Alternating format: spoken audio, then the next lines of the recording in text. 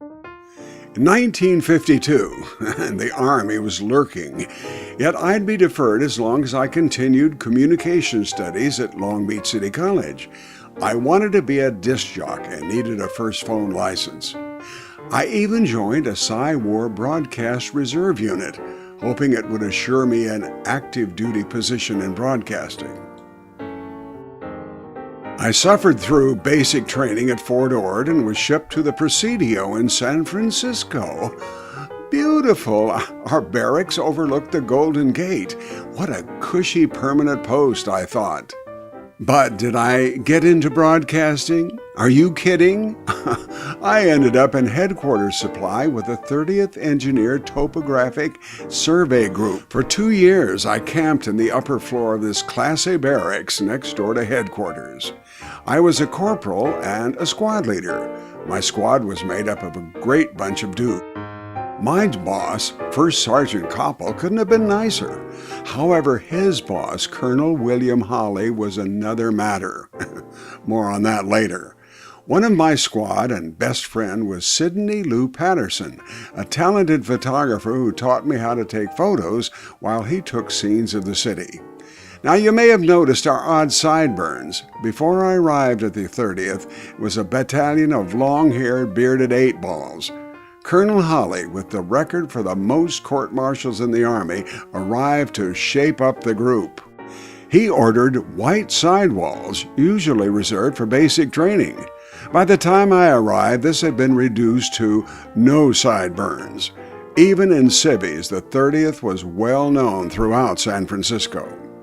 In late spring, it was off to Alaska and Ladd Air Force Base. The 30th was surveying Alaska for radar installations. I had been promoted to Task Force Alaska Supply Sergeant.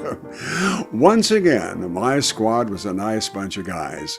We enjoyed our freedom time in central Alaska, exploring and camping out. We discovered Living Good, a gold mining town, and this ancient ghost car that furnished some Kodak moments. And, of course, the biggest ham of all was yours truly, mustache and all. And we also went camping near the Tanana River. Not so cushy. Lots of damp and swarms of enormous mosquitoes. Insect netting was a must. Oh, there's that sergeant again showing off his stripes. Back at my Ladd Air Force Base warehouse, I got a little Alaska summer sunshine. We had a couple of weeks when the sun was up and about 24 hours a day. Later, there was also Aurora Borealis. But my job was to keep our surveyors in the field supplied with equipment, food, beer, etc.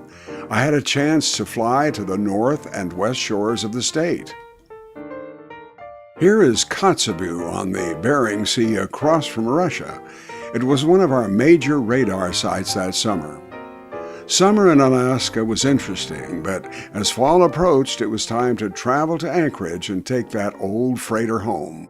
In spite of the Army, living in San Francisco had many advantages, lots of free tickets to shows and concerts.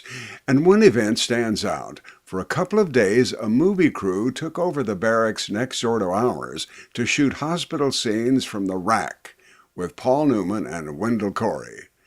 But that was over a half-century ago. I'd been very lucky. The Korean War was winding down and the Vietnam conflict was still in the future. Thanks for watching.